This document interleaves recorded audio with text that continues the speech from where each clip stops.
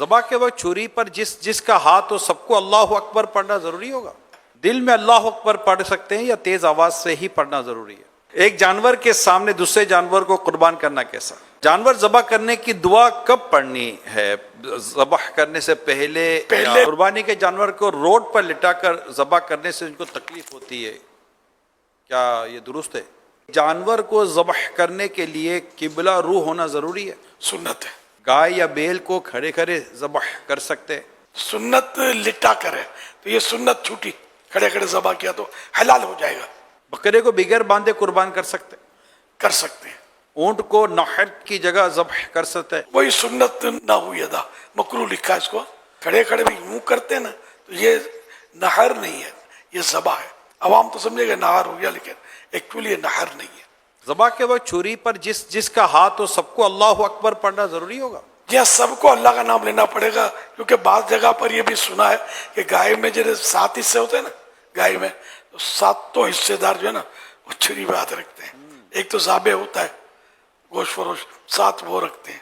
تو جس نے رکھا ان سب کے لیے ضروری ہے کہ وہ اللہ کا نام لیں، مثلا بسم اللہ یا اللہ اکبر، یہ سب کہیں۔ اگر ایک نے بھی یہ سمجھ کر کے دوسروں نے تو کہہ دیا مجھے کیا ضرورت ہے، تو پھر یہ کہ جانور حلال نہیں ہوگا، حرام ہو جائے گا۔ جان بوجھ کر اگر کسی نے یہ سوچ کر چھوڑا کہ دوسروں نے کہہ دیا مجھے کیا ضرورت ہے، ہاں کوئی بولنا ہی بھول گیا تو وہ بھولنے والے، اس میں ایک نے بھی اللہ کا نام نہیں لیا مثال کے طور پر، سارے بھول گئے جلدی میں جانور کہ اچھل کود میں، تو پھر یہ کہ جانور حلال ہو جائے گا۔ دل میں اللہ اکبر پڑھ سکتے ہیں یا تیز آواز سے ہی پڑھنا ضروری ہے؟ زبان سے بھی اتنی آواز سے کہ اگر کوئی رکاوٹ نہیں ہے سننے میں تو اپنے کانوں سے سن لے، یہ ضروری ہے۔ ایک جانور کے سامنے دوسرے جانور کو قربان کرنا کیسا؟ منع ہے۔ جانور ذبح کرتے ہوئے سب کا نام لینا ضروری ہے؟ یہ پتہ ہونا چاہیے کہ 7 حصے ہو رہے ہیں، جس کو وکیل کیا ہے اس کو پتہ ہو، باقی ذابح جو ذبح کر رہا ہے اس کو پتہ ہونا شرط نہیں، اس کی ضرورت ہی نہیں ہے، وہ بولو گے تو بھی یاد نہیں رہے گا۔ جانور ذبح کرنے کی دعا کب پڑھنی ہے؟ ذبح کرنے سے پہلے بھی پڑھی جاتی ہے کچھ، اور کچھ بعد میں پڑھی جاتی ہے۔ یہ ابلغ گھوڑے سوار میں یہ ساری ڈیٹیل دی ہوئی ہے، رسالہ مکتبۃ المدینہ کا ابلغ گھوڑے سوار، یہ آپ کے یہاں قربانی ہوتے وقت آپ کے ہاتھ میں ہونا چاہیے، اس کو نکال کر آپ پیج وہ دعائیں پڑھ لیجئے۔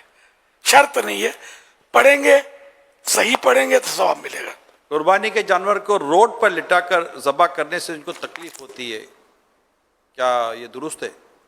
تکلیف تو ہوتی ہے، گاڑیوں کا، ٹریفک کا، روڈ خراب ہوتا ہے، اسکوٹریں چھٹے اڑتے ہیں، کپڑے خراب۔ باہر ملکوں میں کہاں ہوتا ہے سلاٹر ہاؤس، مخصوص جگہ میں ہی وہ جانور ذبح ہوتا ہے، روڈوں پہ نہیں، گلیوں میں لوگوں کے دیوار خراب ہوتے ہیں، گوبر آلود ہوتی ہیں، اور یہ بہرحال ہمارے یہاں کا یہ انداز ہے۔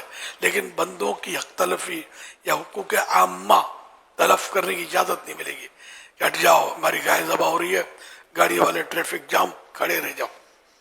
کوئی بیچارہ بیمار ہے، کوئی ایمبولینس پہ بیچاری پھنس جاتی ہوگی، بعض اوقات پتہ نہیں مریض کا مرض بڑھ جاتا ہوگا، اموات ہو جاتی ہوں گی، یہ جو بھی ہوتا بہرحال یہ روڈ پہ چلنے والوں کا حق ہے۔